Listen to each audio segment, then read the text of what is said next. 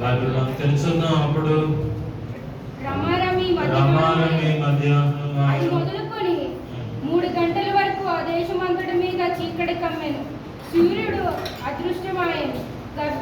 గర్భాలయపు తెర నడిమికి చిరిగెను. అప్పుడు యేసు గొప్ప శబ్దంతో కేకవేసి, తండ్రి, నీ చేతికి నా ఆత్మను అప్పగించుకొనుచున్నాను. ఆయన ఇలాగు చెప్పి ప్రాణమును విడిచెను అని మనం చూస్తూ ఉన్నాం.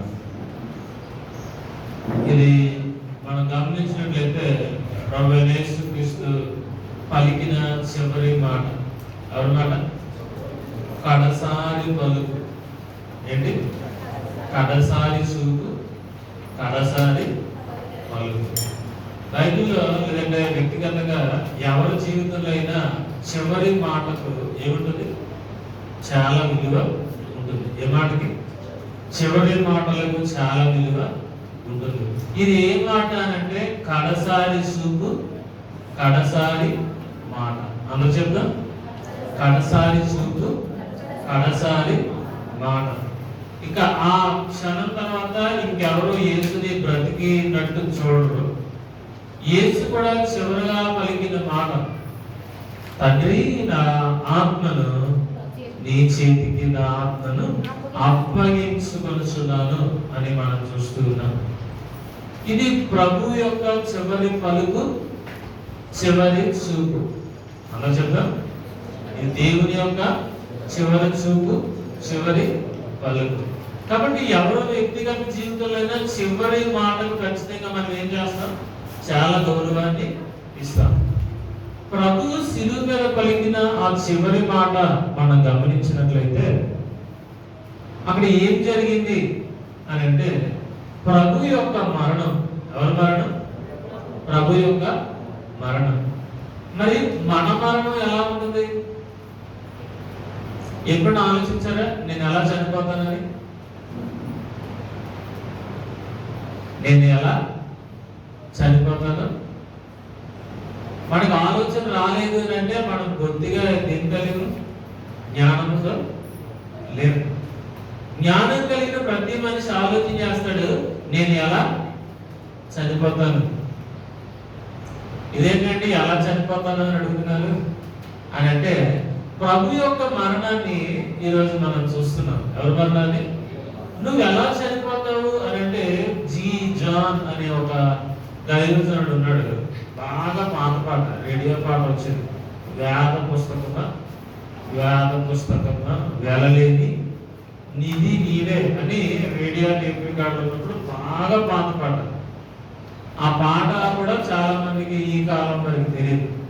ఆ వ్యక్తి అమెరికా దేశంలో ఉన్నప్పుడు తన కుటుంబంతో బలహీనుడిగా ఉన్నప్పుడు ఉండాల్సి వచ్చింది. ఒకరోజు తన బిడ్డలను పిలిచి చెప్పాడట, నేను వెళ్ళిపోవాలి, నేను ఏం చేయాలి? వెళ్ళిపోవాలి, ప్రభు రమ్మంటున్నారు అన్నారట. అని చాలా చక్కగా రెడీ అవుతారట. చాలా చక్కగా రెడీ అవుతారట. ఏంటి ఎంత బాగా రెడీ అవుతున్నారు? మీకు ఆరోగ్యం బాలేదు కదా, చాలా దినాలుగా బలహీనుడిగా ఉన్నారు కదా, ఎందుకు ఎంత చక్కగా ముస్తాబు అవుతున్నారు అని అంటే ఆయన అన్నారట, ప్రభు నన్ను ఏం చేస్తున్నారు? రమ్మని చెప్తున్నారు, నేను వెళ్ళాలి అని అంటే కుటుంబం అనుకున్నారట. పెద్ద ఆయన కదా, వయసు అయిపోయింది. ఇప్పుడు దాకా ఆ ఊరి తిరిగి ఉన్నాడు కదా, మధ్య కొంచెం చలించి మళ్ళా ఇంకొకసారి ఎలా ఫీల్ అవుతున్నాడు? అలాగా ఫీల్ అవుతున్నారు. కానీ ఎవరికల్లా పడుకున్నారట. ఉదయం లేచేసరికి ఆ దైవజనుడు ఆ కుర్చీలో కూర్చొని చనిపోయి ఉన్నాడు. అలాగా ఆ కుర్చీలో కూర్చొని చనిపోయి ఉన్నాడు. ఇదే మరణం అంటారు? ఇదే మరణం అంటారు? ఇదే మరణం, ఖచ్చితమైన మరణం. ఏ మరణం అనేది? నిబ్బరమైన మరణం. చెప్పండి, నిబ్బరమైన. ఎవరైనా ఆసుపత్రికి వెళ్ళినప్పుడు బాబోయ్ నువ్వు ఎన్నో రోజులు బ్రతకం అంటే మంచి ఏమైపోతాడు? కంగారెక్కిపోయి బాబోయ్ నా పరిస్థితి ఎలా అయిపోయింది, అలా అయిపోయిందని చాలా వేదన పడి ఎక్కువ ఆందోళన చెందుతాడు. కానీ ఆ దైవజనుడు ఆ చనిపోయే కాలంలో చాలా నిబ్బరంగా, ధైర్యంగా, గంభీరంగా ఏం వదిలేశాడు? ప్రాణాన్ని వదిలేస్తాడు. అందుకే అడుగుతున్నాను, మన చావు ఎలా ఉండబోతుంది? నీ మరణము ఎలా ఉండబోతుంది? ఆ కుటుంబ సభ్యులు ఆ ఉదయాన్ని చెప్పుకొచ్చారు, మా తండ్రి రాత్రి సిద్ధపడుతూ ఉంటే ఆయన పొరపాడిపోయిందేమో అనుకున్నాం. ఆయన ముందే చెప్పారు, నేను ఎవరు పిలుస్తున్నారు? ప్రభు పిలుస్తున్నారు కాబట్టి నన్ను నేను ఎవరికి అప్పగించుకోవాలి? దేవునికి అప్పగించుకోవాలి. కాబట్టి ఆయన నిబ్బరంగా చక్కగా సిద్ధపడి ఆ కుర్చీలోనే ఉండి తన ప్రాణాన్ని విడిచిపెట్టారట. మన పుట్టుక ఎలాగా ప్రశాంతంగా ఉండదు. పుట్టుక ఎలా ఉండదు? ఎప్పుడు డబ్బులు కాదు, ఎప్పుడు బయటకు వస్తారో తెలియదు. పుట్టుక ఎలా ఉంటుందో తెలియదు. పుట్టుక అందరికి ఎలా ఉంటుంది? టెన్షన్ వాతావరణం కదా. ఒక డెలివరీ ఇవ్వాలి అంటే, ఒక ప్రసవం జరగాలి అంటే చాలా తొందర హడావిడి వాతావరణం జరుగుతూ ఉంటుంది. కానీ మన మరణం ఎలా ఉండాలి అంటే చాలా ప్రశాంతంగా ఉండాలి. ఎలా ఉండాలి? మన మరణం ఎలా ఉండాలంట? ప్రశాంతంగా ఉండాలి. యేసు యొక్క మరణాన్ని చూడండి, ఎంతో మంది అలాంటి మరణాన్ని పొందుకునే పరిస్థితి వచ్చినప్పుడు చాలా భయపడిపోతారు. మరణం అంటే భయం లేనివాడు ఎవడు చెప్పండి? ప్రతి మనిషికి ఏమంటే భయం? చావంటే భయం. కానీ ప్రభువట, తండ్రి నీ చేతికి నా ఆత్మను అప్పగించుకొచ్చున్నాను అని ప్రభు తన ప్రాణాన్ని విడిచిపెట్టేస్తే అందరూ పొరలు పాడైపోయాయి. ఇదేంటి, ఎవరైనా చనిపోయినాడు బాబాయ్ బాబాయ్ బాబాయ్ ఏం చెప్తారు? చచ్చిపోతారు. ఎంత నిబ్బరమైన మరణం, ఎంత ఖచ్చితమైన మరణం! ప్రభు యొక్క కడసారి చూపు, కడసారి మాట చాలా నిబ్బరంగా ఉంది. ఎలా ఉంది? చాలా నిబ్బరంగా ఉంది. ఎందుకు అనంటే మనం చనిపోయేసరికి మన జీవితం ఎలా ఉండాలి అంటే నిబ్బరంగా ఉండాలి, ధైర్యంగా ఉండాలి. మన మరణం గంభీరంగా ఉండాలి. ఎలా ఉండాలి? మన మరణం నిబ్బరంగా ఉండాలి, ప్రశాంతంగా ఉండాలి, చాలా గంభీరంగా ఉండాలి. చాలా మంది చెప్తారు యేసు చనిపోలేదు, గట్టిగా కొట్టడం వల్ల ఎండకి మొహం తిరిగి పడిపోయాడు. ఏంటి? మొహం తిరిగి పడిపోయాడు. ఆ పడిపోయిన యేసుని తీసుకెళ్లి ఒక చల్లని చీకటి గుహలో పెట్టారు. ఆ గుహలో ఉండేసరికి కొంతసేపటికి యేసు ప్రాణం తెప్పవెళ్ళింది, ఆయనకి మరలా వెలుగు వచ్చింది. అప్పుడు శిష్యులు ఆయన తీసుకొని పారిపోయారు. ఆ పారిపోయినప్పుడు యేసు కింద ఇక్కడికి వచ్చేసారు, కాశ్మీర్ వచ్చేసారు అని చాలా మంది చెప్తూ ఉంటారు. అప్పుడు ఒక కవి ఈ విధంగా రాసుకొచ్చాడు, నిజంగా అన్ని కొరడా దెబ్బలు తిని 3 మేకులు కూడా ఆ విధంగా దిగగొట్టించుకుని పక్కలో పొడిచిన తర్వాత ఏ మనిషి అయినా బ్రతుకుంటే యేసు కూడా చనిపోలేదు అని మేము నమ్ముతాం. కాబట్టి ప్రభు యొక్క మరణం ఎలాంటిది అంటే సహజమైన మరణం, యాక్చువల్ డెత్. ఆయన మరణం ఎలాంటిది కదా, చాలా సహజంగానే ఆయన మరణించినట్లు మనం చూస్తాం. కాబట్టి యేసు మూర్ఛిల్లి పడిపోలేదు. ఆయనను ఆ గుహలో పెడితే ఆయన ప్రాణము తెప్పలిల్లి తిరిగి లేవలేదు. ఆయన మరణించి తిరిగి లేచిన దేవుడు. ఆయన ఎవరంట? మరణించి తిరిగి లేచిన దేవుడు. అసలు యేసు యొక్క మరణానికి ఎవరు సాక్ష్యము అని అంటే యోహాను సువార్త 19వ అధ్యాయము 33వ వచనం. యోహాను సువార్త 19వ అధ్యాయము 33వ వచనం. వారు యేసునకు వచ్చి అంతకు ముందే ఆయన మృతి పొంది చూసి ఆయన కాళ్ళు వెలగొట్టలేదు. వీళ్ళు అనుకున్నారట, వీళ్ళు ఎవరంటే రోమా ప్రభుత్వం. ఏ ప్రభుత్వం? యేసు ఇంకా చనిపోకపోతే మీరు ఏం చేయండి? ఏదో ఒకటి వెలగొట్టేయండి, ఏదో ఒకటి. వీళ్ళు ఎందుకు వచ్చారు అంటే యేసు కాళ్ళు వెలగొడదాం అని వచ్చారట. చనిపోకపోతే తిరిగి లేచిపోతారు కాబట్టి ఏం చేద్దాం? కాళ్ళు వెలగొడదాం అనుకున్నారు. కానీ అతన్ని చూసేసరికి అతను ఎలా ఉన్నాడట? మరణించినట్లుగా ధృవీకరించారు. ఎవరు అంటే రోమా ప్రభుత్వం. ఎవరు చెప్పండి? అంటే యేసు మరణానికి సాక్ష్యం ఎవరు?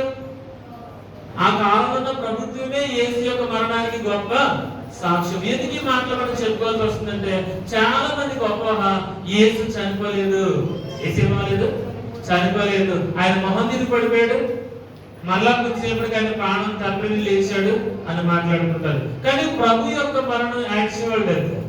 దాన్ని ధృవీకరించింది ఎవరు అంటే రోమా గవర్నమెంట్. మరొక సందర్భాన్ని మనం చూద్దాం. మార్కు సువార్త 15వ అధ్యాయము 44వ వచనం. మార్కు సువార్త 15వ అధ్యాయము. పిలాతు ఉమ్. ఆయన ఇంతలోనే చనిపోయినా ఉమ్. అని ఆశ్చర్యపడి ఒక శతాధిపతి తన యొద్దకు పిలిచి ఆయన ఇంతలోనే చనిపోయినా అని అతనిని అడిగాను. శతాధిపతి వలన చాలు సంగతి చాలు. పిలాతు అన్నట్టు ఆయన ఇంతలోనే చనిపోయినా, ఆయన ఇంతలోనే చనిపోయినా అంటే వీళ్ళందరికీ ఇప్పుడు మనం ఈ అనుమానాన్ని వెళ్ళాలి. ఏ అనుమానం? ఏది చనిపోలేదు, సగం ప్రాణంతో ఏం చేశారు, కింద తిప్పేశారు, అలా చేశారు, ఎలా చేశారు అనే అనుమానాన్ని విడిచిపెట్టాలి. రోమా ప్రభుత్వమే రుజువు చేసింది ఆయన చనిపోయాడని. రెండు, పిలాతు కూడా తెలియజేసినప్పుడు ఆయన ఎంతలోనే చనిపోయినా అని మనం చూస్తున్నాం. యోహాను సువార్త 10వ అధ్యాయం 17-18 వచనాలు మనం చదువుదాం. యోహాను సువార్త 10వ అధ్యాయం. నేను దాన్ని మరలా తీసుకొనినట్లు నేను దానిని మరలా తీసుకున్నట్లు ఇందువలన నా తండ్రి నన్ను ప్రేమించుచున్నాడు. ఉమ్. ఎవడును నా ప్రాణము తీసుకొనడు, నా అంతటా నేనే దాన్ని పెట్టుచున్నాను. దాన్ని పెట్టుటకు నాకు అధికారం కలదు, దానిని తిరిగి తీసుకున్నకు నాకు అధికారం కలదు. నా తండ్రి వలన ఈ ఆజ్ఞను పొందుతున్నాను. చప్పట్లు కొట్టి ప్రభువుని స్తుతించండి. దేవుని యొక్క మరణాన్ని ఎవరు ఆమోదించలేదు. ప్రభు అనుమతిస్తేనే ఏమొచ్చింది? మరణం వచ్చింది. ఎవరు అనుమతిస్తారట? మరణానికి ఎవరు పర్మిషన్ ఉంది? ఆయన దాన్ని అనుమతించాడు. దాన్ని పెట్టగలడు, దాన్ని తిరిగి తీసుకొనగలడు. యేసు యొక్క మరణాన్ని చూస్తే మొదటి మాట ప్రార్థన. ఏం చెప్పండి? మొదటి మాట ఏంటి? ప్రార్థన. ఏంటి ప్రార్థన చేస్తాడు? తండ్రి వీటిని క్షమించుకొని ప్రార్థన చేస్తాడు.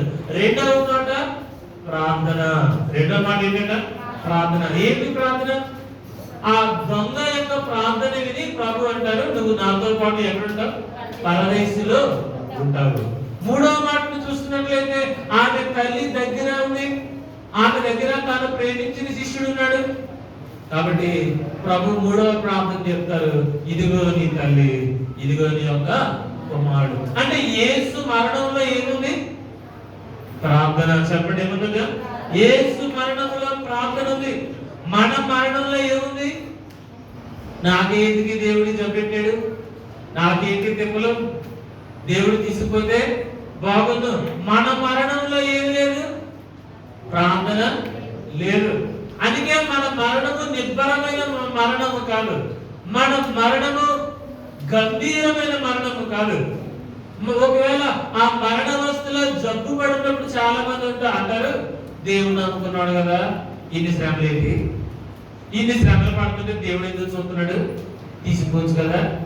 అంటే బతుకున్నప్పుడు ఎలా ప్రార్థన చేయలేదు? బాగా ప్రార్థన చేయలేదని మాట్లాడుకుంటూ ఉంటారు. కానీ మన మరణము కూడా గంభీరంగా ప్రార్థించేదిగా ఉండాలి. చప్పట్లు కొట్టి ప్రార్థించండి. అది మరణ పడక మీద ఉన్నప్పటికీ. దేని మీద? చెప్పండి. జబ్బు చేసి మంచం పట్టిన మన మరణము గంభీరంగా ఉండాలి. ఆ మరణ స్థితిలో కూడా మనకి ఏం రావాలి? ప్రార్థన రావాలి. ప్రభువుని ఆ విధంగా కొడుతున్నప్పుడు చాలా మందిని సిలివేసి ఉంటారు కదా, ఎంతో మంది చచ్చిపోతున్నారు కదా. చచ్చిపోయినప్పుడు పూర్తిగా ఏం చేద్దాం? తిడదాం. ఏం చేద్దాం? చెప్పండి. ఉల్లి చెప్తా ఉంటారు ఖైదీని. వాళ్ళు ఏం చేస్తే ఉల్లీసేవాడిని అమరా కూతురు తిడతారు, నా ఉసిరి తగ్గుతుంది. ఇక చెప్పలేం. ఎందుకు అది కూతురు తిడతారు? ఎలాగో చచ్చిపోతాం కదా, చచ్చిపోయినప్పుడు ఏం చేయాలి? పూర్తిగా తిట్టేయాలి. ఇంక ఈ మనిషిని మనం వదిలించేసుకోవాలనుకుందాం అనుకోండి, ఏ భార్య అని ఇంకేం చెప్తుంది? అతని అనాల్సిన మాటలన్నీ లోపల ఉన్నదంతా కక్కేసే వదులుతారు, కట్టకుండా వదలదు. అంటే మనిషి చనిపోతాడని తెలిసినప్పుడు తన మనసులో ఉన్న దేశాన్నంతా కక్కుతాడు. కానీ ఈయన మేకులు కొడతామంటే చెయ్యి వదిలేశాడు. ఏం చేశాడు? మేకులు కొడతామంటే తన చేతిని సాపాడు. కాలుకి మేకులు కొడుతున్నప్పుడు గించుకోలేదు, ఎవరిని దూషించలేదు, ఎవరిని తిట్టలేదు. కానీ ఆయన మరణంలో ప్రార్థనే వినబడింది. చప్పట్లు కొట్టి ప్రార్థనిస్తూ ఈరోజు మనం చనిపోతాం కదా, ఎలాగా అని చాలా మంది ఏం చేస్తారు? అందరినీ తిడతారు, అనరుస్తూ చెప్తారు, నువ్వు నాకు ఏదో దీక్ష చేస్తావు కదా, నన్ను చంపేద్దాం అనుకుంటావు కదా, ఇంట్లో అంటారు నన్ను ఏదైనా చంపేయట అని. కనిపించిన ప్రతి ఒక్కరితో గొడవ పెట్టుకుంటారు, అందరినీ తిడుతూ ఉంటారు. ఇది గంభీరమైన మరణం కాదు. ఇదే మరణం కాదు. మనం ఆ బలహీన స్థితిలో పరిస్థితిలో అవసాన కాలంలో ఉన్నప్పుడు కూడా మనం ప్రభువుని స్తుతించగలగాలి. అదే ఖచ్చితమైన మరణం. అందుకే అడిగాను, మన చావు ఎలా ఉంటుంది? ఎంత శ్రమైనా ఆ శ్రమలో కూడా మన నోటిని ఏమి రావాలి? ప్రార్థన రావాలి. ఆ సమయంలో మన నోటి ఏమి రావాలి? వాక్యమే మనకు రావాలి. దేవుని యొక్క మరణము ప్రార్థనాపూర్వకమైన మరణము. దేవుని యొక్క మరణము వాక్యానుసారమైన మరణము.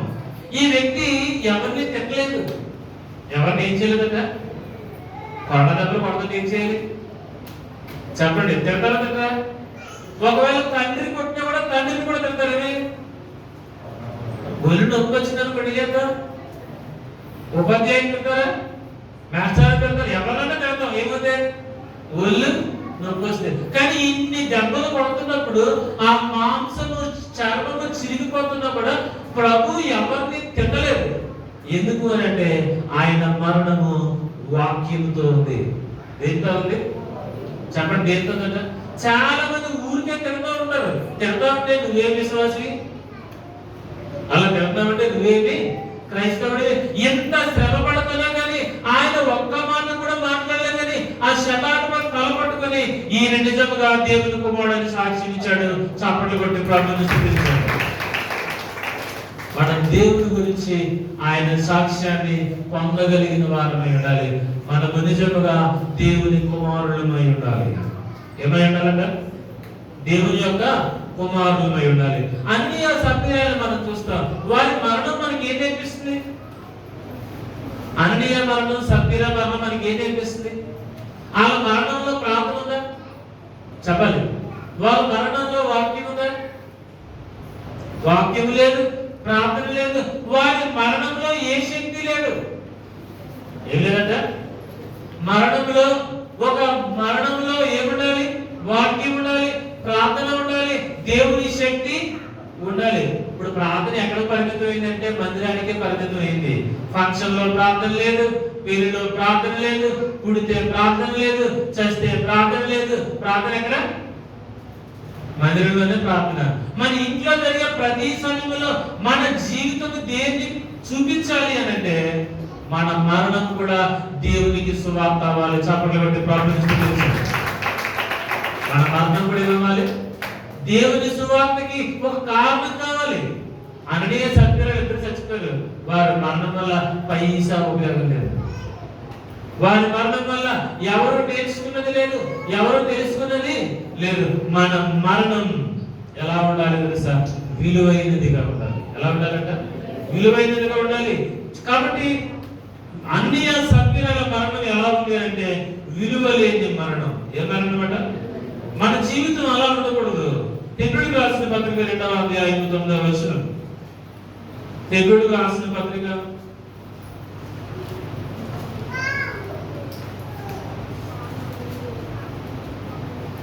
తెగుడికి రాసిన పత్రిక 2వ అధ్యాయం 9వ వచనం.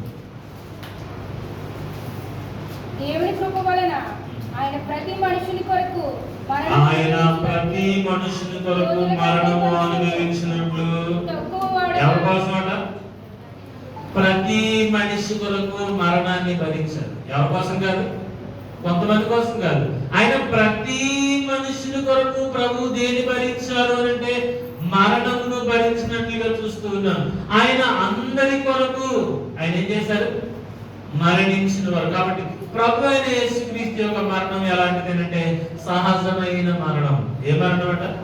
సహజమైన మరణం. రెండవది ఆయన మరణం ఎలాంటిది అంటే నిబ్బరము కలిగిన మరణం. ఏ మరణం అంట? నిబ్బరము కలిగిన మరణం. ఏంటి ఆ నిబ్బరము కలిగిన మరణం అంటే 23వ కీర్తన 4వ వచనం ఒకసారి మనం చదువుదాం. 23వ కీర్తన 4వ వచనం. ఏంటి ఆయన మరణంలో నిబ్బరము అంటే గళాంధకారకులో సంచరించినను నీవు నాకు తోడైందువు, నీ దుడ్డు కరయు నీ దండమును నన్ను ఆదరించును. నీ దుడ్డు కరయు నీ దండమును నన్ను ఆదరించును. చప్పట్లు కొట్టి ప్రార్థిస్తున్నాను. ప్రభు యొక్క మరణం ఎందుకు నిబ్బరమైనది అంటే 12 సంవత్సరాల వయసులో ప్రభు అంటారు, నా తండ్రి పనుల మీద నేను ఉండాలని మీకు తెలియదా? యేసుని వెతుకుతారట. యేసుని ఏం చేస్తారు? వెతుకుతున్నాడు. ప్రభు చెప్తారు, నేను ఎక్కడ ఉండాలి? నా తండ్రి పనుల మీద ఉండాలి. దేవుని యొక్క మరణం ఎంత నిబ్బరమైనదంటే, గడాంధకారపు లోయలో నేను సంచరించను, ఏ అపాయమునకు భయపడను, నీ దుడ్డు కడయు నీ దండమును నన్ను ఆదరిస్తుంది. ఒకవేళ మన మరణం లేదంటే మన జీవితం అది గడాంధకారపు లోయ అయినా దుడ్డు కర్ర దండము మనకి ఎప్పుడు తోడుగా ఉంటుంది అని తండ్రి సన్నిధి మనతో ఉండాలి. ఎవరి సన్నిధి?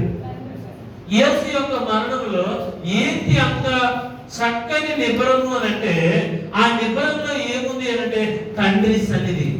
ఏముందట? తండ్రి సన్నిధి అక్కడ ఉంది. ఏంటి ఆ సన్నిధి అంటే, అది గడాంధకారపు లోయ అయిన దుడ్డు కర్ర దండము మనల్ని ఏం చేస్తుంది? ఆదరిస్తుంది. ఆయన మరణము ఎందుకు నిబ్బరమైనది అని అంటే 31వ కీర్తన 5వ వచనం. 31వ కీర్తన 5వ వచనం. నా ఆత్మను నీ చేతికి అప్పగించుచున్నాను. యెహోవా సత్యదేవా, నీవు నన్ను విమోచించువాడవు, నేను యెహోవాను నమ్ముకొని ఉన్నాను. ఇది తండ్రి యొక్క వాగ్దానం. ఎవరి వాగ్దానం అంట? దేవుడు ఎందుకు అంత నిబ్బరంగా ఉన్నాడు అని అంటే, ఆయనకు తండ్రి సన్నిధి ఉంది, తండ్రి యొక్క వాగ్దానము ఉంది. మూడవది మనం చూసినట్లయితే మత్తయి సువార్త 26వ అధ్యాయము. మత్తయి సువార్త 26వ అధ్యాయము 45, 46 వచనాలు. మత్తయి సువార్త 26వ అధ్యాయము 45, 46 వచనాలు. ఆయన వారిని మరలా విడిచి వెళ్ళి ఆ మాటలు చెప్పుచు మూడవ వారు ప్రార్థన చేశారు. అప్పుడు ఆయన తన శిష్యుని వద్దకు వచ్చి, ఇక నిద్రపోయి అలసట తీర్చుకొనడు, ఇదిగో ఆ గడియ వచ్చి ఉన్నది, మనుష్య కుమారుడు పాపుల చేతికి అప్పగింపబడుచున్నాడు, లేని వెలుగును, ఇదిగో నన్ను అప్పగించేవాడు సమీపించున్నాడని వారితో చెప్పాను. శిష్యులు చెప్పారంటే ఇంకా చాలు, లేకండి, ఇంక పోయి పడుకోండి. ఏం చేయండి? ఇప్పుడు దాకా ప్రభుకి ఏం కావాల్సి వచ్చింది? శిష్యులు తోడు కావాల్సి వచ్చింది. ఎవరి తోడు? ఏంటి ఆ రోజే ప్రార్థన చేయమంటే ప్రార్థన అప్పుడే ఏం చేస్తున్నారు? మనకు కూడా చూడండి, కాలక్షేపంగా కబుర్లు చెప్పుకోవాలంటే ఏం రాదు, అలసట రాదు, కదా రాదు. ప్రార్థన అనేది ఏమవుతుంది? నువ్వు ఎంత ఉంటుంది, నిద్ర వచ్చేస్తూనే ఉంటుంది. జీవితంలో ఏ రోజు నిద్రపోయినట్టుగా, నిద్రపోయి కొన్ని సంవత్సరాలు అయిపోయినట్టుగా మనం ఎంతో ఫీల్ అయిపోతుంటాం. దేనికి? ప్రార్థన అనేసరికి అమ్మ బాబు ఏమొచ్చింది, పూత భాషలో ఉంటుంది అనమాట. ఏది ప్రార్థన అంటే అది అనుకుంటే అయిపోయి చాలా ఉపవాసం చేసేసరికి ఏమైపోతారు? నీరసం అయిపోతారు. కాబట్టి అన్ని దగ్గర పెట్టేసుకుందట. దగ్గర పెట్టుకుంటే తీసుకుని ఓపుకొని ఉంటుందో కాబట్టి చేతితో పట్టుకుంటాను అనుకుందట. చేతితో పట్టుకుంటే చెయ్యి నోటుకు అందించుకుంటాను కాబట్టి నోట్లో పెట్టుకొని ఏం చేస్తాను? ఉపవాసం చేస్తాను. నోట్లో పెట్టుకుని ఉపవాసం చేస్తుంది. అది ఊరితా ఉంది, కొంచెం చేసింది. ఉపవాసం వల్ల ఏమైపోయింది? తెచ్చుకున్న ఆహారాన్ని ఒకేసారి తినేసిందట. కాబట్టి ప్రార్థన అనగా మనకి ఏమో తెలుసా? ఎక్కడెక్కడ అలిసిపోయి ఉంటాం కదా జీవితంలో. అలసట అంతా ఎక్కడ తీసుకుంటాం? ప్రార్థనలో తీసుకుంటామట. అలాగే అలిసిపోయి పడుకోలేగితే చాలా మంది అంటారు, అయ్యారు ప్రార్థన చేసి లేచిన తర్వాత మనసు ఎలా ఉందండి? చాలా తేలిగ్గా ఉందండి, చాలా నెమ్మదిగా ఉంది. ప్రార్థనలో కొద్ది ఎంత హాయిగా ఉందండి. శుభ్రంగా పడుకుంటే ఎలా ఉంటుంది? ఎలా ఉంటుంది చెప్పండి? అలాగే ఉంటుంది. కొంతమందికి ప్రార్థన అలాగే ఉంటుంది. కాబట్టి ఏసీ ఇంకా వారిని పొమ్మన్నాడు, పోయి పడుకోండి. ఎందుకో తెలుసా? తండ్రి సన్నిధిని చూసాం, తండ్రి వాగ్దానాన్ని చూసాం. ఇప్పుడు ఎందుకు వాళ్ళు పొమ్మన్నాడు అని అంటే, మనుషుల భద్రత కాదు, తండ్రి చేతిలో ప్రభువు వెళ్ళిపోతున్నారు. చప్పట్లు కొట్టి ప్రభువుని స్తుతించారు. అందుకే ప్రభు చెప్పారు, నీ చేతికి నా ఆత్మని ఏం చేస్తాను? తండ్రి చేయిలో జాలి, అది కనికరము గల చెయ్యి, అది భద్రత కలిగిన చెయ్యి. అందుకే అంత నిబ్బరము ఎక్కడుంది? మరణంలో ఉంది. ఎక్కడుందట? మరణం అంటే అందరికీ భయమే, కానీ ప్రభు యొక్క మరణంలో ఎంత నిబ్బరంగా ప్రభు ఉన్నారు అంటే, తండ్రి సన్నిధి ఆయనతో ఉంది, తండ్రి వాగ్దానం ఆయనతో ఉంది, తండ్రి చేయి ఎవరితో ఉందట? ఆయనతో ఉంది. ఆయన దేనికోసం భయపడాలి? అందుకే ఆయన నిర్భరంగా ప్రభు చెప్తారు, నా ఆత్మను నీ చేతికి అప్పగించున్నాను. కాబట్టి తండ్రి చెయ్యి ఎలాంటిది అంటే జాలి కలిగినది, అది కనికరము కలిగినది. ఆ తండ్రి చేతిలో సంపూర్ణమైన చెయ్యట. ఏ చెయ్యది? ఆయన చేతిలో సంపూర్ణ సుఖములు కలవని దేవుని వాక్యంలో చూస్తున్నాం. ప్రభు యొక్క మరణము ఎటువంటిది అంటే నిబ్బరము కలిగిన మరణం. ఎలాంటి మరణం అంట? ప్రభు యొక్క మరణం ఎటువంటిది అంటే ఇష్టపూర్వకమైన మరణం. ఏ మరణం? Willing death. ఎవరి మరణమైన ఇష్టంగా ఉంటుందా చెప్పండి? 60 సంవత్సరాలు దాటినా కూడా ఆయనకి ఏదో కళ్ళు బాగా ప్రార్థన చేయండి. ఏం కనబడాలి? 60 సంవత్సరాలు 30 ఏళ్ళలో కళ్ళు పెట్టుకుంటారు కదా. ఎన్ని సంవత్సరాలు? 30 ఏళ్ళు దాటున్నా కళ్ళు పెట్టుకుంటారు. 60 ఏళ్ళు దాటిపోయినా కానీ చాలా మందికి ఏ ఆశ ఉంది? అయ్యారు కళ్ళు బాగా కనబడాలి. కళ్ళు ఎందుకు బాగా కనబడాలి? ప్రభు నువ్వు పిలిస్తే నేను వస్తాననే మాట ఎవరినట్లో లేదు. కొంతమంది అంటారు మోసే దేవుడు 80 సంవత్సరాలకు వాడుకున్నాడు కదండి అని అంటే ఇప్పుడు నువ్వేం చేయాలి? నువ్వు కూడా 80 సంవత్సరాలకు బతికి అప్పుడు దేవుడి కోసం వాడబడాలా? లేదు. మోసే అవసరం కాబట్టి మోసే దేవుడు తర్ఫీదు చేశాడు. ఇప్పుడు దేవుడికి అవసరం లేదు, మనమే అప్పగించుకోవాలి. ఎప్పుడు? కాళ్ళు చేతులు వరకు ముందు కదా, మాట కనబడక ముందు, నీకు బలహీనత రాకముందు అప్పుడు ఎవరు సమర్పించుకోవాలి? దేవునికి సమర్పించుకోవాలి. అక్కడ అంటే మామూలుగా కూడా నొప్పులున్నాయి కదా. వయసులో ఉన్న వాళ్ళకి నొప్పి లేని చోటు లేదు. ఎంత వయసు భయపడుతుందో చాలా మందికి అక్కడ నొప్పి నా కోసం ఏం చేయండి? ప్రార్థన చేయండి. ఇప్పుడు నువ్వు చేయాల్సిన ప్రార్థన తెలుసా? Willing death. ఏం చేయాలి? ఆ వయసుకు వచ్చేసరికి మనం అన్ని చక్క పెట్టుకోగలగాలి. ఏం చేయగలగాలి? ఒక వయసుకు వచ్చేసరికి ఏం చేయాలంట? అన్ని చక్కబెట్టాలి. అన్ని చక్కబెట్టినప్పుడు మరణము మనకి భయాన్ని పుట్టించదు. చప్పట్లు కొట్టి ప్రార్థించండి. మనం ఏమి చేయకపోతే మరణం ప్రతిసారి మనల్ని ఏం చేస్తుంది? అందుకే మనం దీపం ఉండగానే మన ఇల్లు చక్కబెట్టుకోవాలంట. కాలుతోటి పడేసరికి ఏం చేసుకోవాలి? దీపం అంటే ఎనవటి కాదు. మన చూపు మందగించే లోపు ఏం చేయాలి? మన ఇంటిని మనం చక్కబెట్టేసుకోవాలి. ఇంటిని చక్కబెట్టేసుకుంటే ఇంకా మనకి దేని మీద ఆశ ఉంటుంది? ఇశ్రాయేలు ఇది మొదలుకొని ప్రభు మీద ఆశ పెట్టుకోను. కానీ నువ్వు ఏం చక్కబెట్టుకుంటావు? కాలక్షేపం. ఏంటి చెప్పండి? కాలక్షేపం. ప్రియమైన వాళ్ళ ప్రభు యొక్క మరణము ఆయన ఇష్టపూర్వకమైన మరణము. ఆయన మరణించేసరికి 6వ మాటగా చూస్తాం, సమాప్తమైనది. చప్పటి కొట్టి ప్రార్థించారు. ఆయన అన్నిటిని ముగించేశారు. తండ్రి పనిని ముగించేశారు, ఆయన పనిని ముగించేశారు, మన పనిని ముగించేశారు. ఆయన చేయవలసింది ప్రతిదీ చేశారు. ఇంకా ఆయన చేయడానికి ఇంకేమీ లేదు. అందుకే ఆయన మరణం ఎటువంటిదంట? ఇష్టపూర్వకమైన మరణం. హెబ్రీయులకు రాసిన పత్రిక 10వ అధ్యాయము, హెబ్రీయులకు రాసిన పత్రిక 10వ అధ్యాయము, హెబ్రీయులకు రాసిన పత్రిక 10వ అధ్యాయము 5 నుంచి 8 వచనాలు. కాబట్టి ఈ లోకమందు ప్రవేశించినప్పుడు ఇలాగ చెప్పుచున్నాడు, బలులు అర్పణలు నీవు కోరలేదు కానీ నాకొక శరీరమును అమర్చితివి, పూర్ణ హోమములను పాప పరిహారాత్మకులను నీకు ఇష్టమైనవి కావు. అప్పుడు నేను గ్రంథపు చుట్టలో నన్ను గూర్చి రాయబడిన ప్రకారం దేవా నీ చిత్తము నెరవేర్చుటకు ఇదిగో నేను వచ్చి ఉన్నాను.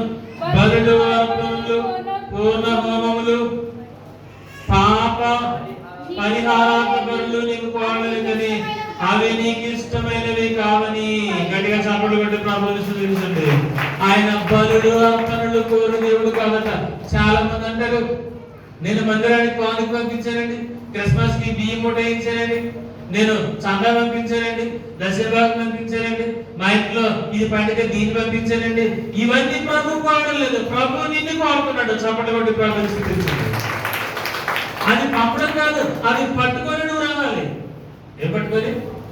నీ యొక్క అర్పణ పట్టుకొని నువ్వు రావాలి. నీ కృతజ్ఞత అర్పణలు చెల్లించు, ఆయన గుమ్మములలో ప్రవేశించుడు అని 100వ కీర్తనలో మనం చదువుతాం. నీ యొక్క దశభాగాన్ని నువ్వు పట్టుకొని రావాలి. నీ యొక్క అర్పణ నువ్వు పట్టుకొని రావాలి. నీ ఇంట్లో ఏదైనా ఉంటే అది నువ్వు పట్టుకొని రావాలి. దాన్ని పంపించకూడదు. దేవుడికి అది అవసరం లేదు. ఎవరు అవసరం? అది నీ చేతితో నువ్వు పట్టుకొని రావాలి. ఎవరి చేతితో? కాబట్టి ప్రియమైన వాళ్ళ మన మరణం ఎలా ఉండాలి అంటే ఇష్టపూర్వకమైనదిగా ఉండాలి. ఎలా ఉండాలంట? ఎవరికి ఇష్టం చెప్పండి? మరణం అంటే రక్తం ఇవ్వడం అంటేనే చెప్పండి. ఏమివ్వడం అంటే భర్తకి జబ్బు చేసిన అనుకోండి, భార్య రక్తం ఇస్తుందా? ఇద్దరా ఎవరు నేను చెప్పకపోతే 2 ఎవరు వస్తారు? అలాంటి రోజులు ఇవి. అలాంటి రోజులు ఇష్టపూర్వకంగా ఒకరి కోసం ఒకరు ఎలా చనిపోతాం? సత్యాన్ని కాదు, నేను ఏమవుతాను? బతుకుతాను. అందరికీ నేను బ్రతకాలి అని అనుకుంటే తప్ప ఎవరో చనిపోవాలని అనుకోరు. మత్తయి సువార్తలో మనం చూస్తాం, గెత్సేమనే ఒక తోట. ఏ తోట? గెత్సేమనే తోటలో ప్రభువు తండ్రి ఈ గిన్నెను నా యొద్ద నుంచి తొలగించండి. ఏం చేయండి? ఈ గిన్నెను నా యొద్ద నుంచి తొలగించండి అని ప్రభు ప్రార్థన చేస్తారు. మరి తొలగించండి అని అంటే మళ్ళా ఆయన ఏడుస్తారు. మనం చూద్దాం ఒకసారి ఆ సందర్భాన్ని. 26వ అధ్యాయం మత్తయి సువార్త 39వ వచనం. కొంత దూరం వెళ్ళి సాగిలపడి, నా తండ్రి సాధ్యమైతే ఈ గిన్నె నా యొద్ద నుండి తొలగిపోనము, ఆయనను నా ఇష్ట ప్రకారము కాను నీ చిత్త ప్రకారమే కానివ్వని ప్రార్థించను. ఈ గిన్నె తీసేయండి ఆయన. ఏ గిన్నె? దమ్ బిర్యానీ గిన్నె చెప్పండి. ఫ్రాన్స్ బిర్యానీ గిన్నె మనం ముందనుకోండి ఏమంటాం? ప్రభా ఈరోజు ఉపవాసం అయినా ఈ గిన్నె తీసేయనంటావా? ఎవరు ప్రార్థన చేద్దాం? ప్రభు వచ్చే వారం నుంచి మళ్ళా 4 రోజులు లెక్కెట్టుకుని అయినా ఈ రోజుకి ఏం చేస్తారు? సో ఆ గిన్నె తేగున్న గిన్నె కాదు, అది పాయాసం ఉన్న గిన్నె కాదు. ఆ గిన్నె ఏమిటంటే నీ జీవితం. ఆ గిన్నె ఏంటి? నీ జీవితం. మనకు అనిపిస్తుంది సుఖంగా కూర్చున్నాం అనిపిస్తుంది. అలా కూర్చున్నా ఆ నేను కూర్చుందాం అనిపిస్తుంది. కానీ పరిస్థితులు ఏమైనావు? కూర్చోవచ్చు. ప్రభా నీ చిత్తమైంది ఈ గిన్నెను నా యొద్ద నుంచి తీసేయ్. నువ్వు గనక ఆ గిన్నెను తొలగించావనంటే నీ పిల్లలు అప్పుల పాలవుతారు, నీ బిడ్డలు శ్రమల పాలైపోతారు. ఏం తీసేస్తే నీ ముందు ఉన్న గిన్నె ఏంటి? ఆ గిన్నె అంటే మహావిలాపట, మహాశ్రమలు. ఏ శ్రమలు? ప్రభు అన్నారు నా కష్ట సమయంలో ప్రభా దీని నుంచి నా గురించి తొలగించే అని అంటే ప్రభు అన్నారు నేను తొలగించేస్తాను. ఏం చేస్తాను? తొలగించేస్తాను. కానీ అనేకుల తలల మీద ఉన్న మరణం కొట్టివేయబడదు. ఏం కొట్టివేయబడదంట? ఇది ఈ గిన్నె కనుక నువ్వు తాగకపోతే ఒకరి తలల మీద ఉన్న మరణ శాసనం ఆ విధంగా ఉండిపోతుంది. ఇప్పుడు ఏం చేయాలి చెప్పండి? మనకు ఆగి కూర్చోలని ఉంది. మనం ఆగి కూర్చుంటే మన పిల్లలు ఏమవుతారు? దిక్కుమాలను అవుతారు, వాళ్ళ అప్పుల పాలు అవుతారు, శ్రమల పాలు అవుతారు. వారు తినడానికి తిండి ఉండదు, కట్టుకోవడానికి వస్త్రం ఉండదు, వారు ఉండడానికి నివాసం ఉండదు. ఇప్పుడు ఈ గిన్నె తీసేద్దామనుందా? ఈ గిన్నె చాలా మంది తీసేసుకోవాలంటారు. ఆ గిన్నె తీసేస్తే నీ వెనక వచ్చి వాళ్ళ శ్రమలు భరించాలి. ఎవరు భరించాలి? ఇలా అధిక ప్రభు చెప్పారు, మీ తల్లిదండ్రులైనా చెడ్డలు కానీ ఎవరు చెడ్డడు కాదు, మీరు చెడ్డవాళ్ళని ప్రభువే చెప్పేశారు. ఎందుకో తెలుసా? చాలా మంది తల్లిదండ్రులు కుటుంబ పరిస్థితి ఎలా ఉన్నా కానీ ఆ గిన్నెను పక్కన పెట్టేసి ఆ గిన్నె అవకాశం వదిలేస్తారు. అలా గిన్నె కాదు, అది ఏ గిన్నె కాదు, శ్రమల గిన్నె. ముందు ఉన్నవాడు ఆ శ్రమను తట్టుకొని దాటకపోతే ఆ శ్రమ ఎవరికి? వెనుకున్న వారికి. ప్రభుత్వ సిలువలో ఆ శ్రమను భరించలేనట్లయితే ఆ పాపముల నిమిత్తము, మనుషులందరి పాపముల నిమిత్తము ఆయన పాపము ముద్దయిపోయాడు. ఏముందా చెప్పండి? ఏముందా చెప్పండి? ఏముందా? అందరూ చెప్తాం ఏముందట? పాపపు ముద్ద. ఎలా పాపపు ముద్ద అయిపోయాడు అని అంటే ఒక బియ్యపు గింజ ఎసరుతో కలిసింది అనుకోండి ఏమైపోతుంది? అన్నం అయిపోతుంది. అదే బియ్యం గింజ పాలుతో కలిసింది అనుకోండి ఏమైపోతుంది? పాయాసం అయిపోతుంది. ఇప్పుడు ఎసరుతో కలిసింది పాలుతో కలిసిందని ఎవరైనా కాపదంటారా? చెప్పండి. అదే బియ్యం ముద్ద ఉడికిన తర్వాత దాన్ని పసుపుతో కలిపాలనుకోండి, ఏదో కలిపితే అది ఏమవుతుంది? ఇప్పుడు దిష్టి ముద్ద. తప్పకూడదు. దిష్టి ముద్దలు ఎక్కడ పడేయాలి? దూరంగా పడేయాలి, దాన్ని చూడకూడదు. ప్రియమైన వాళ్ళ ప్రభు అందరి కోసం ఎలా అయిపోయాడు తెలుసా? దిష్టి ముద్ద అయిపోయాడు. పాపపు ముద్ద. ఏ ముద్ద అయినప్పటికీ ఆయన ఇష్టమే. మన కుటుంబాన్ని మనం కాపాడుకోవడానికి తల్లి దాని రెక్కలన్నీ ఊడిపోయినప్పటికీ తల్లి ఆ బిడ్డను సంరక్షిస్తుంది. చప్పట్లు కొట్టి ప్రార్థిస్తారు. దాని రెక్కలన్నీ ఒకసారి కాపలేశారు. వరుస 10 ఇళ్ళు కాలిపోయాడు. ఎన్ని ఇళ్ళు? 10 ఇళ్ళు కాలిపోయాడు. ఉదయాన్నే చాలా మంది వెళ్ళి చూసినప్పుడు ఒక కోడి శబ్దం వస్తుందట. ఈ శబ్దం ఒక కోడి శబ్దం వస్తుంది. ఒక వ్యక్తి ఒక ముద్దలో ఉన్న ఒక బూడిద తన్నాడట. తనితే దాంట్లో నుంచి సగం కాలిపోయిన కోడి పిల్ల బయటకు వచ్చిందట. తనేటప్పుడు అర్థమైంది అది తల్లి కోడది. ఏ కోడి? వరుసగా ఒక 10 ఇళ్ళు తగలబడిపోయి బూడిదైపోయాయి, కానీ ఆ తల్లి రెక్కల నుండి ఆ బిడ్డ కాలిపోయింది కానీ చచ్చిపోలేదు. చప్పట్లు కొట్టి ప్రార్థిస్తుంది. ఈరోజు తల్లిదండ్రులుగా బ్రతుకున్న మనము మన బిడ్డల కోసం ఏం చేయాలి తెలుసా? ఆ గిన్నెలోని మనమే త్రాగాలి.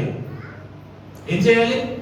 అది శ్రమ కావచ్చు, అది ఇబ్బందులు కావచ్చు, అప్పులు కావచ్చు, సమస్యలు కావచ్చు, అనారోగ్యం కావచ్చు, బలహీనతలు కావచ్చు, ఏదైనా కావచ్చు. ఒక తల్లిగా ఒక తండ్రిగా అది నీ బాధ్యత.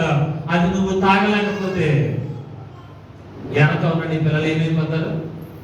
శ్రమల పాలైపోతారు. ఈరోజు చాలా మంది తండ్రులు బిడ్డలను పట్టించుకోకుండా గాలికి తిరుగుతున్నారు. చాలా మంది తల్లులు బిడ్డలను పట్టించుకోకుండా గాలికి తిరుగుతున్నారు. ఈ గిన్నె ఎవరి కోసం వదిలేస్తున్నారు? చెప్పండి, ఏ గిన్నె? ఇంట్లో గిన్నెలు వదిలేసినట్టుగా ఏం వదిలేస్తున్నారు? చెప్పాలి. ఈ శ్రమల గిన్నెని మిగిలి చేస్తున్నావు. నీకు శ్రమ అంటే ఏంటో తెలుసు, ఆకలి అంటే ఏంటో తెలుసు, జీవితం అంటే ఏంటో తెలుసు, బ్రతుకు అంటే ఏంటో తెలుసు. ఇన్ని తెలిసిన నీకు నీ పిల్లలకి ఏమీ తెలియదని ఎందుకు నీకు అర్థం కావట్లేదు? ప్రభువుకి అది అర్థమైంది. ఎవరికి? ప్రభువుకి అది అర్థమైంది. నా ప్రజలు కుడి ఎడమ తెలియని ప్రజలు, పాపం వారి మీద ఏలు పెడితేస్తే వారు ఏం చేయలేరు, తట్టుకోలేదు. కాబట్టి పాప భారమెల్లా మోసుకొని పోయారట. చప్పట్లు కొట్టి ప్రభువుని స్తుతించండి. భక్తుడు అంటాడు, ఇదిగో లోక పాపములు మోసుకొని పోవు దేవుని గొర్రెపిల్ల. ఆయన ఎవరట? లోక పాపములు మోసుకొని పోవు దేవుని గొర్రెపిల్ల. నువ్వు ఒక బాధ్యత గల తండ్రి అయితే, నువ్వు ఒక బాధ్యత గల తల్లి అయితే, నీ బిడ్డలకు ఆ గిన్నె ఎలా ఉంటుందో కూడా తెలియకూడదు. ఏ గిన్నె? ఆ గిన్నె ఎలా ఉంటుందో వాడు చూడకూడదు కనీసం.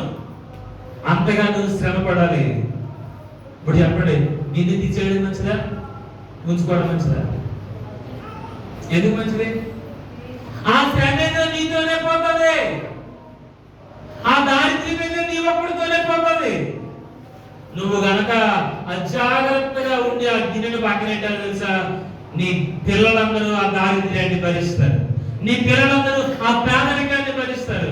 నీ పిల్లలందరూ వారి జీవితంలో వారి ఆశలు చంపుకుంటారు. వారు తినాలని తినలేరు, వారు కట్టుకోవాలని కట్టుకోలేరు. వారు అనుకుంటారు, ఎందుకు మాకు జన్మనిచ్చారు? నా తల్లిదండ్రి నాకు జన్మనివ్వకుండా ఉంటే బాగుండేది. చాలా మంది అలా ఆలోచించుకునే పిల్లలు లేదా? మా అమ్మ పట్టించుకోదండి, మా నాన్న పట్టించుకోదండి, నేను చచ్చిపోయి ఉంటే బాగుండు, అట్లా నేను పుట్టకుండా ఉంటేనే బాగుండు. ఎందుకో తెలుసా? ఆ గిన్నెను వదిలేస్తున్నారు. ఏ గిన్నెని? ఆ గిన్నెను వదిలేస్తున్నారు. అన్నీ తెలిసి నువ్వే ఆ గిన్నెలో త్రాగలేకపోతే ఏమీ తెలియదు. నీ పిల్లలు వెనకాల వచ్చి ఆ గిన్నెలో ఎలా త్రాగలుగుతారు? ఆ గిన్నెలో త్రాగి ఎలా తట్టుకోగలుగుతారు? ఈరోజు మనం చూస్తున్నట్లయితే పళ్ళు గీల్చుకుంటూ నవ్వుతున్నారు. బాధ్యత లేకుండా ఊరికే తిరుగుతున్నారు. పని లేకుండా ఒక రోజు ఒకటి భోజనం చేయకూడదు. ఏం లేకుండా పని మన ఇంటికి రాదు. పనినే మనం ఎత్తుకుంటూ పోవాలి. నువ్వు కాలక్షేపం చేస్తున్నావు, ఈరోజు పక్క నవ్వుతున్నావు. ఒకరోజు ఆ గిన్నెను నువ్వు తప్పుకున్నావు అంటే వెనకాల నీ భార్య, నీ బిడ్డలు వాళ్ళ జీవితాన్ని ఊహించుకో. నువ్వు ఒక్కడే చేయలేకపోతున్నావు అంటే నువ్వు లేని నీ కుటుంబాన్ని ఒకసారి ఊహించుకో. ప్రభు దాన్ని చూశారు. ప్రభు అంత దూరం ఆలోచించాడు. కాబట్టి ఎవరికైనా ఇష్టమా అంటే ఇష్టం లేదు. కానీ తన పిల్లలను చూసినప్పుడు, ఎవరు చూసినప్పుడు? ప్రభు వాళ్ళందరినీ చూసినప్పుడు ఆ గిన్నె తీసేయాలనుకున్నారు. కానీ మన మొఖాలను చూసి ఏం చేయలేపాడు? గిన్నె తీయలేపాడు. ఇది దేవుని ప్రేమ. చప్పట్లు కొట్టి ప్రభు. మన రామచంద్రుడు ఒకడు ఇద్దరు పిల్లల్ని కల్వాకులో తోసేసాడట, నీటిలోకి తోసేసాడు. కాకినాడలో ఒకడు పిల్లలు బాగా చదువుతలేదని చంపేశాడట. పిల్లలు బాగా చదువుతలేదని. ఇప్పుడు 600 మార్కులు వస్తే ఏ ఉద్యోగం వస్తుంది? చెప్పండి, ఏ ఉద్యోగం వస్తుంది? మన సాగు తెలియదంటే పిల్లల మీద ఏం చేయకూడదు, రుద్దకూడదు. మన ఒక అమ్మాయి చూసాను, 6వ తరగతి చదువుతుందంట. ఏబిసిడీలు నేర్చుకుంటుంది. ఏం నేర్చుకుంటుంది? నువ్వు చాలా మంచిదని చెప్పాను. చాలా మంది ఉంటారు పిల్లలు ఫెయిల్ అయిపోతే నా పరువు తీసేసా. ఏం చేశా? మరి నువ్వేం చేశావు? నువ్వెంతవరకు చదివావు చెప్పండి. పరువు తీసేసా అంటున్న తల్లిదండ్రులను ఒకసారి ప్రశ్నించాలి. ఏమని? మీ ఏమన్నా చదివితే నువ్వు ఎంతవరకు చదువుకున్నావు? టైం పడుతుంది. గెలుపు గమ్యము కాదు, ఓటమి ముగింపు కాదు. చెప్పండి. గెలుపు చెప్పాలి. గెలుపు గమ్యము కాదు, ఓటమి ముగింపు కాదు. మా పిల్లలు 200 అండి. అయ్యి బాబాయ్ ఎన్ని చెప్తాడు అంటే ఇంకో ఆ పిల్లడు చూసావా 200 తెచ్చేస్తున్నాడు. నువ్వు 5వ తరగతి చదువుతున్నావు, నీకు ఏమీ రాలేదు, నీకు బాధ్యనే ఏం చెప్తారు? అమ్మ నీ యొక్క తెలివితేటలు ఎవరు జరగకూడదు? ఆ గిన్నెలో నువ్వు తాగు, అప్పుడు నీ బిడ్డలు జ్ఞానవంతులు అవుతారు. ఆ గిన్నెలో నువ్వు తాగు, అప్పుడు నీ బిడ్డలు ఏమవుతారు? ప్రయోజకులు అవుతారు. నీ పిల్లలేమో ఇంట్లో పనులు చేసుకొని అన్ని పనులు చక్కబెట్టుకొని చదువుకోవాలి. ఒక పక్క కుటుంబ సమస్యలన్నీ బిడ్డలకు తెలుస్తూ ఉంటాయి. నీ యొక్క వ్యక్తిగత జీవితాలన్నీ బిడ్డలకు తెలుస్తూ ఉంటాయి. ఇప్పుడు వీళ్ళ బుర్ర ఏమైపోతుంది? ఇవేమి మనకు పట్టలేదు. ఆ గిన్నెను సులువుగా ప్రక్కన పెడుతున్నావు. ఆ గిన్నె నువ్వు ప్రక్కన పెట్టి ఎవరు తాగాలి? అదొక విషం గిన్నె అనుకోండి, నువ్వు తాగకపోతే ఎవరు తాగాలి? నీ పిల్లలు తాగాలి. జీవితం అలాంటిదే. ఇదొక విషయం. నువ్వు గనక దాన్ని మింగలేకపోతే అది ఎవరు మింగాలి? నీ పిల్లలు మింగాలి. కాబట్టి యేసు యొక్క మరణం ఎంత ఇష్టపూర్వకమైన మరణమో తెలుసా? ఒళ్ళు అలసిపోతుంది, ఒళ్ళు నొప్పులు. చాలా మంది తల్లులు చెప్తారు, అయ్యారు రాత్రంతా ఒళ్ళు నొప్పులు, రేపటి నుంచి పనిలోకి వెళ్ళకూడదు, రేపటి నుంచి అడగలకూడదు, పనిలోకి వెళ్ళకూడదు అంటారు. రాత్రి తెల్లారి లేచి పనిలోకి పోతుంది. ఎందుకు? ఆ గిన్నె ఎలాగుంటుందో ఆ తల్లికి తెలుసు.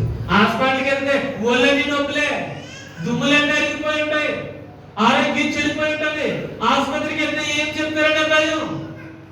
రాత్రి పడుకునేసరికి అనిపిస్తుంది, అయ్యి బాబాయ్ పొద్దున చచ్చిపోతే మంచిది, ఈ నొప్పి భరించలేకపోతానంటది. తెల్లారకుండా లేచి పిల్లలకి అన్నం వండుకొని సదుపరిచి పనులకు పోతుంది. ఎందుకో తెలుసా? ఆ గిన్నె ఎలాగుంటుందో తల్లికి తెలుసు. ఎలా ఉంటది? ఆ గిన్నె ఎలా ఉంటుందో తల్లికి తెలుసు. చాలా మంది తండ్రులకు ఆ గిన్నె ఎలా ఉంటుందో అర్థం కావడం లేదు. ఒక తల్లి ఎంత జబ్బుపడిన పనులకు వెళ్తుంది, ఒక తండ్రికి తలపొట్టు ఏం చేస్తాడు? ఈరోజు సెలవు, ఒంట్లో బాగాలేదు సెలవు, ఈరోజు నా మనసు బాగాలేదు సెలవు, ఈరోజు చుట్టం పిలిచాడు సెలవు, ఈరోజు ఫంక్షన్ ఉంది సెలవు, ఈరోజు ఊరిమే తిరిగిదాం సెలవు. ఇలాగ ఇన్ని సెలవులు నువ్వు పెడుతున్నావే, నీ గిన్నె ఉంటుంది. అది నువ్వు తట్టుకోలేకపోతే నీ పిల్లలు తట్టుకోలేరు. ఎవరు తట్టుకోలేరు? కాబట్టి ప్రభువుకు తొలగించాలన్నమాట. కానీ ఈ తొలగించేస్తే నా పిల్లలందరూ ఇందులో పడిపోతారు, పాపములో పడిపోతారు. నీకు ఇన్ని తెలిసి నేనే ఈ గిన్నెను తట్టుకోలేకపోతే నా పిల్లలు తట్టుకోలేరు అనుకున్నాడు ఆ పరమ తండ్రి. అందుకే దాన్ని భరించాడు. మనందరం తలల మీద ఉన్న మరణ శాసనమును, పాపమును ఆయన కొట్టివేశారు. చప్పట్లు కొట్టి ప్రభు మరణ శాసనాన్ని కొట్టివేశారు, ఆ పాప భారాన్ని కొట్టివేశారు. ఒక తల్లిగా, ఒక తండ్రిగా నీ బిడ్డల మీద ఎందుకు భారాన్ని ఉంచాలనుకుంటున్నావు? వారి మీద ఏ భారం లేకుండా చేయవలసిన బాధ్యత ఎవరి మీద ఉంది? నువ్వు అలా చేయలేదు అంటే నువ్వు ఖచ్చితంగా బాధ్యత లేని తండ్రివి, తల్లివి. నీ వయసు అంతా ఇష్టానుసారంగా గడిపి డబ్బులు సేపు కాలక్షేపం చేసి ఊరోళ్ళందరికీ పడ్డానికి దగ్గర కూడా డబ్బులు ఉన్నాయి. నీ పిల్లలు అడిగింది కొనడానికి దగ్గర ఏం లేదు, రూపాయి లేదు. అప్పుడు నీకు తెలుస్తుంది ఆ గిన్నెను ప్రక్కన పెట్టి ఇష్టానుసారంగా తిరిగి. ఈరోజు చాలా మంది ఏడుస్తున్నారు, కళ్ళు ఇంకిపోతున్నాయి తప్ప బ్రతుకు మారలేదు. కారణం ఏంటి తెలుసా? వయసు ఉన్నంత వరకు, డబ్బులు ఉన్నంత వరకు, బలం ఉన్నంత వరకు, ఓపుకున్నంత వరకు కింద మీద ఏమి కనబడలేదు. ఇష్టానుసారంగా తిరిగి తిరిగి తిరిగి తిరిగి ఈరోజు తన ఇంటిని చూసేసరికి ఆ ఇల్లు పాడదిప్పుగా ఉందట, ఆ ఇల్లు పెంటగా ఉందట. ప్రభు చూచాడు, మన శ్రమలను భరించాడు. అందుకే మనం చూస్తాం 53వ అధ్యాయంలో నిశ్చయముగా ఆయన మన వ్యసనములను సహించను. చప్పట్లు కొట్టి ప్రభువును స్తుతించండి.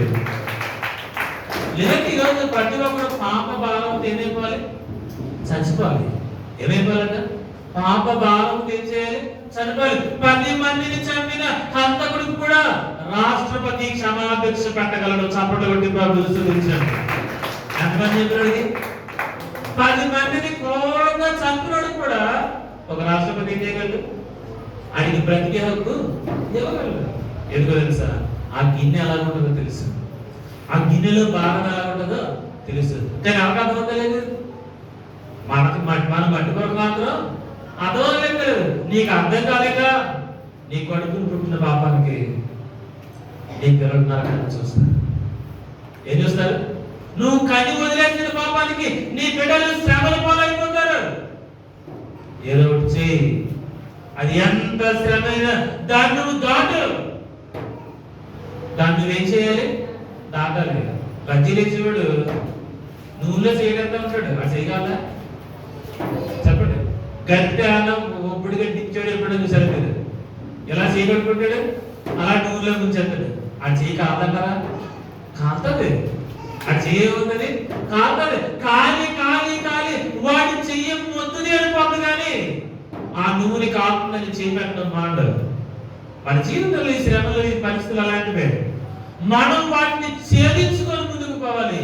ప్రభు అంత భారమైన శ్రమను ఆ గిన్నెను దాటిపోయారు. అందుకే ఆయన మరణం ఎటువంటిదేనంటే ఇష్టపూర్వకమైన మరణం. ఏ మరణం అట? అంటే మన పిల్లలు బాగోవాలంటే మనం ఏమవ్వాలి? ఎండకి, దుమ్ముకి, ధూళికి, కష్టానికి, నష్టానికి, ఆకలికి, నిద్రకి అన్నింటికి చాలాలి. పిల్లల భవిష్యత్తు బాగుంది అని అంటే ఆ తల్లి ముఖం, ఆ తండ్రి ముఖం చూడడానికి అసలు బాగోదు. ఎవరు? పిల్లలు బాగున్నారంటే ఎవరు బాగోలే? ఆ తల్లి ముఖం, ఆ తండ్రి ముఖం చూడలేము. ఆ తల్లి ముఖం దయ్యం మొహలు కనబడుతుంది. ఆ తండ్రి ముఖం చూస్తే ఆ తండ్రి ముఖంలో ఏముండదు? సొగసు ఉండదు, స్వరూపము ఉండదు. మరి మన మొక్కలు స్వరూపం అంటే అర్థమేంటి? చెప్పండి. మన మొక్కలు ఎలా ఉన్నాయి? చెప్పండి, ఎలా ఉన్నాయి? గోపాలంగా చూడండి. ఆయన మొక్కలు అయిపోయింది పని. ఇది చెప్పండి. ఇంకా ఆయన ఇప్పుడు అందగాడు కాదు. అలాగే వయసు పడిన మొక్కలు చూడండి. ఆయన మొక్కలు ఎలా ఉండదు? అందంగా ఉండదు. ఎందుకు అందంగా ఉండదు అంటే వాళ్ళ బిడ్డల మొక్కలు అందంగా ఉంటాయి. తల్లిదండ్రుల మొక్కలు అందంగా ఉందంటే అదేంటి? పిల్లల బతుకులు బాగాలేవని అర్థం. మన మొక్కం ఏదైతే పర్వాలేదు కానీ మన బిడ్డలు విలువైన వారిగా ఉండాలి అని ఆలోచించినాడు మన పరమ తండ్రి. అందుకే ప్రభు చెప్పారు, నీ తల్లి తండ్రి ఒకవేళ విడిచిన నేను నిన్ను విడువను. చప్పట్లు కొట్టి ప్రభుత్వం భూమి మీద తల్లిదండ్రులుగా నీ జీవితంలో చేయవలసిన బాధ్యతను వారు మరిచిపోతే, వారు చేతగాని వారిగా తప్పుకుంటే నీ బాధ్యతను ఆయనే తీసుకుంటాడు.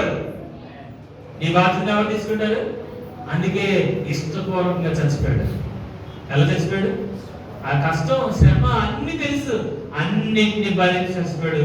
యేసు మరణం ఎటువంటిది అంటే విజయవంతమైన మరణం. ఏ మరణం అంట? యేసు మరణము ఏమి చేసిందంటే దేవాలయం తెర నడిపి చిరిగిపోయిందంట. యేసు మరణించినప్పుడు ఏమైంది? దేవాలయానికి పెద్ద తెర ఉండేది, అందులోకి ఎవరు పడితే వారు రాకూడదు. కానీ ప్రభు మరణము ఆ దేవాలయం తెరను రెండుగా చేసింది. ప్రభు యొక్క మరణము భూమి అదిరిందట, రాళ్ళు పగిలాయట. ఏమైంది? భూమి అదిరిపోయింది, రాళ్ళు పగిలిపోయాయి. ఎవరి మరణం? ప్రభు యొక్క మరణం. మూడవగా మనం చూసినట్లయితే సమాధులలో కూడా ఉన్నవారు పైకి లేచారట. చప్పట్లు కొట్టి ప్రార్థించారు. ఇది ఏ మరణమో తెలుసా? విజయవంతమైన మరణం. ఏ మరణం? చెప్పండి, ఏ మరణం? మరి ఏ శక్తి ఆన్సర్లు అలా చేశారంటే ఆ దిక్కుమల మమ్మల్ని పట్టించుకోలేదు. ఆయనకి అప్పడమే ఎక్కువ. ఏం ఎక్కువ? ఆయనకి అప్పడమే ఎక్కువ. ఏ మళ్ళీ ఏం చేయాలి? అది సన్మానం అలాగే చూడదు కదా అన్నాడు. నాకు ఒకసారి బాధేసింది, కానీ ఆడన్న మాట నిజం అనిపించింది. ఎంతమంది అలా ఉంటారు. కానీ ప్రభు యొక్క మరణం అంట దేవాలయపు తెర చిరిగింది, రాళ్ళు పగిలాయి, భూమి ఎదిరింది, సమాధుల్లో ఉన్న వారు కూడా లేచారు. అది ఎటువంటి మరణం అంటే విజయవంతమైన మరణం. ఏ మరణం అంట? ఆయన మరణం ఎవరి మీద తెలుసా? పాపము మీద, సాతాను మీద, పాపాల మీద గొప్ప విజయాన్ని సాధించిన మరణం. దేని మీద? పాతాళం మీద, సాతాను మీద, పాపం మీద, ఆయన మరణము గొప్ప విజయం సాధించినట్లు మనం చూస్తున్నాం. ప్రకటన గ్రంథము 1వ అధ్యాయము 18వ వచనం.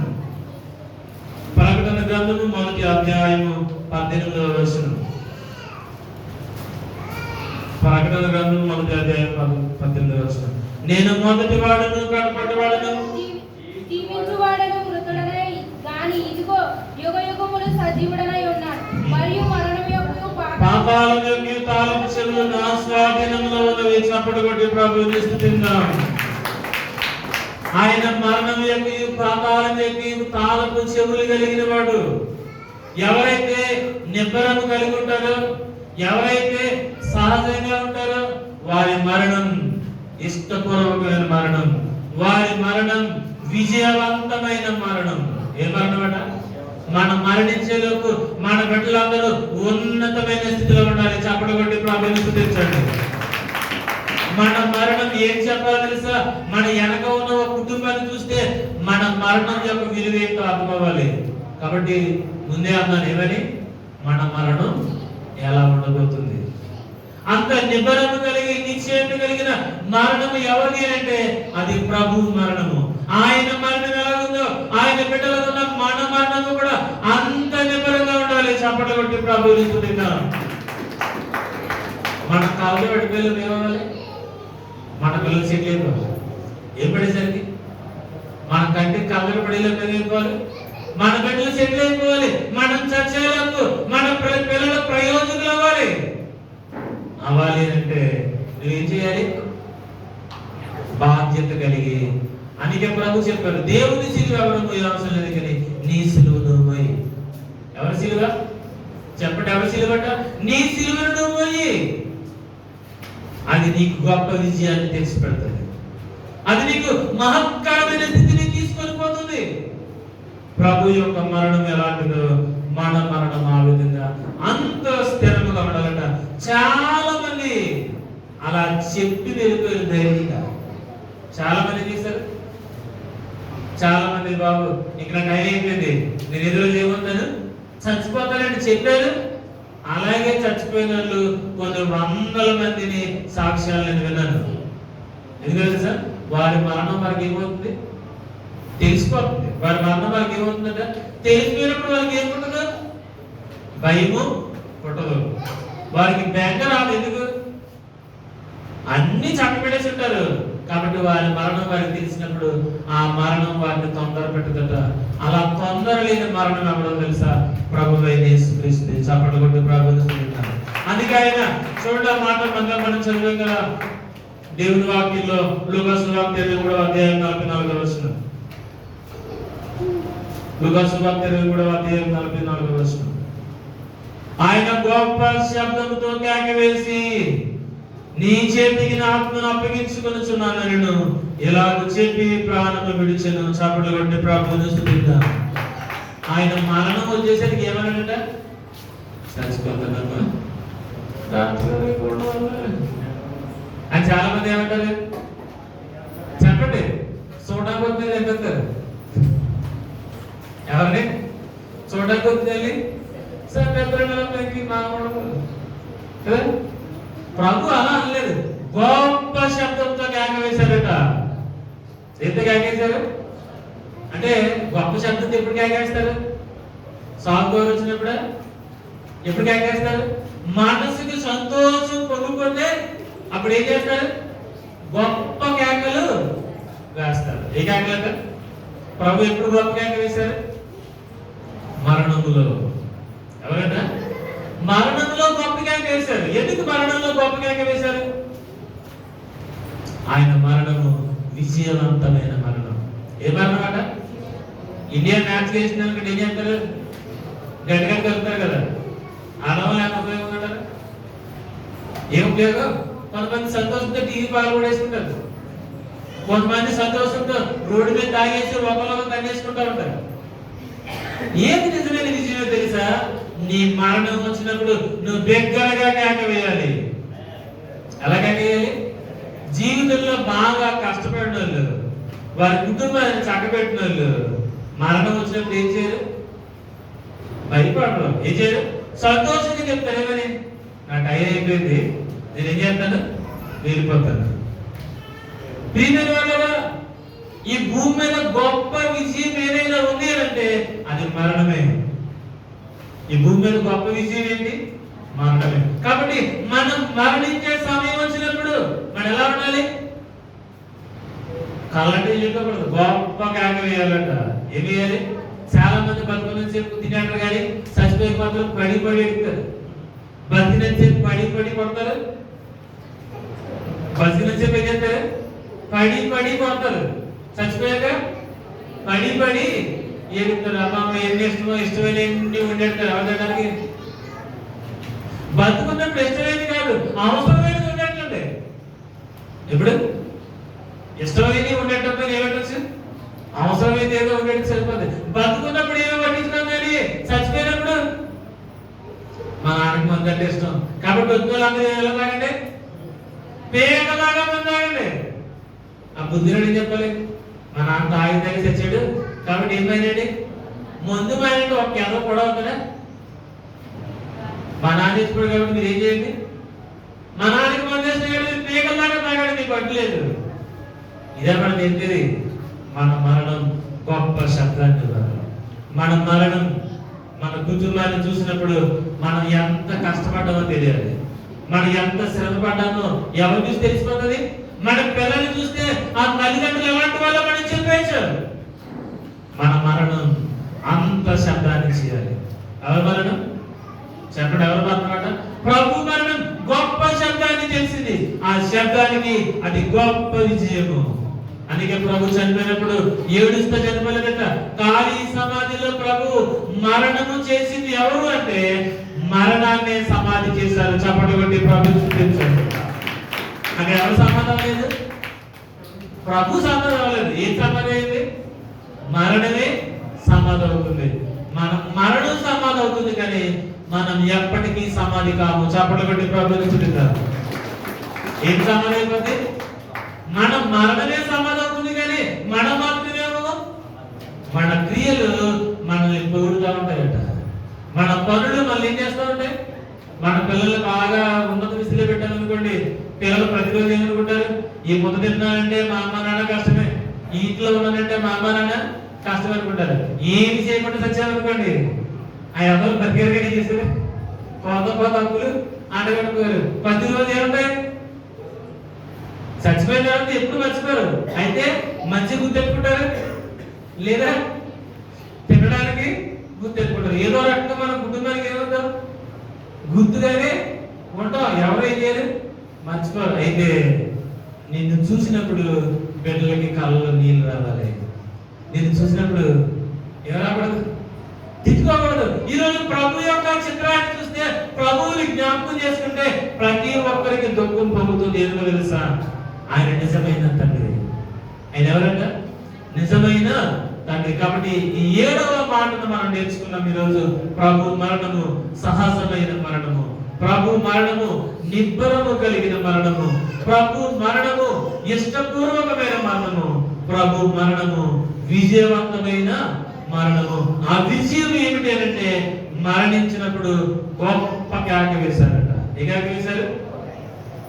పుట్టినప్పుడు కేకలేస్తారా? చచ్చినప్పుడు కేకలేస్తారా? పుట్టినప్పుడే గట్టి గట్టి కేకలేస్తూ ఉంటారు. అవునా కదా?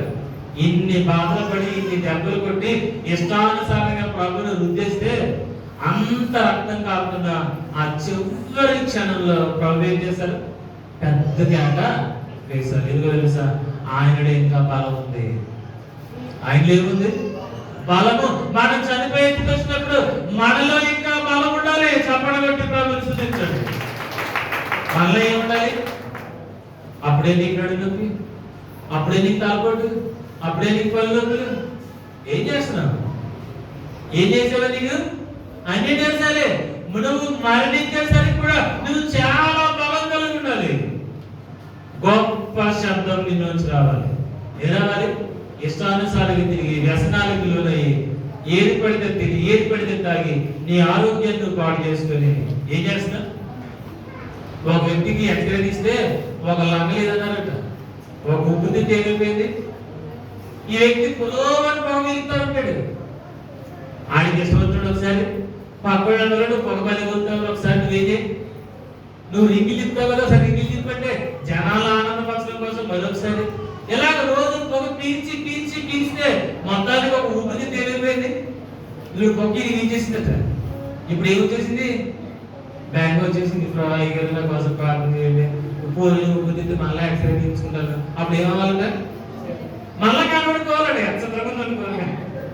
ఇప్పుడు కనబడలేదంట, మళ్ళీ ఆసుపత్రికి వెళ్ళేసరికి ఏమవ్వాలి? అంతేగాని మానేస్తాను, ఉన్న ఊపిరి తిప్పుతానే కుటుంబం కోసం దేవుడి కోసం ఇష్టంగా బతుకుతాను అనే మాట నీ నోట్లో రావట్లేదు. చూడాలి, పోయింది మళ్ళీ వచ్చేస్తే మళ్ళీ ఏం చేసి మొదలెట్టచ్చు. లేదు ప్రియమైన వాళ్ళ ప్రభా, దీన్ని 2 రోజులు ఉంచండి, నేను నా ఇంటి కోసం పనిచేయాలి, నీ కోసం నమ్మకంగా పనిచేయాలి అని మనం ఏం చేయాలి? పోయింది అనకూడదు. ఏంటి? ఎందుకు? పుట్టినప్పుడు దేవుడికి అందించాడు, మధ్యలో పోగొట్టుకున్నావు కాబట్టి ఉన్నదైనా ఉంచండి ఆయన. దీని దగ్గర నేను ఏం చేస్తాను? శ్రమపడి ముందుకి పోతాను. సంఘంలో కోసం ప్రార్థించలేదు, దగ్గర ప్రార్థించలేదు, అందుకే ఎన్నిసార్లు స్కానింగ్ చేసినా రాబంది, లేదైనా వస్తుందా? ఏమో రాలేదు, ఉందని రాలేదు. ఇప్పుడు నీకు ఏమైనా చేయాలి? ఉందని వచ్చేయాలి. ఉందని వచ్చేస్తేనే దేవుడు ఏమవుతాడు? దేవుడు అవుతాడు. అని చెప్తారు, నువ్వు దేవుడు కాదండి, ఆయన దేవుడు కాకుండా పోడు. ఎందుకు తెలుసా? ఆయన గొప్ప శబ్దంతో కేక వేశారు. ఆయన మరణము విలువైన మరణం. ఆయన మరణం ఎలాంటిదట? మన మరణం వాక్యం ఉండాలి, మన మరణంలో ప్రార్థన ఉండాలి, మన మరణం శక్తివంతంగా ఉండాలి. మనం చనిపోయిన తర్వాత కూడా అనేకులు చెప్పుకోవాలి మన మరణం గురించి. అంత గొప్పగా మనం బ్రతకాలి. అంత గొప్పగా బ్రతకాలంటే ఏం లేదు. ఆ గిన్నెని ఏం చేయాలి? భరించాలి. ఆ గిన్నెని ఏం చేయాలి? భరించాలి. ఆ గిన్నెని భరించుకుంటా ముందుకు పోయినప్పుడు నీ జీవితం ఉన్నతంగా మారుతుంది. కాబట్టి ప్రభు గొప్ప విజయాన్ని చూశారు. మన జీవితంలో అలాంటి గొప్ప విజయం ప్రభు మనకు అనుగ్రహించిన గాక. ఆమేన్.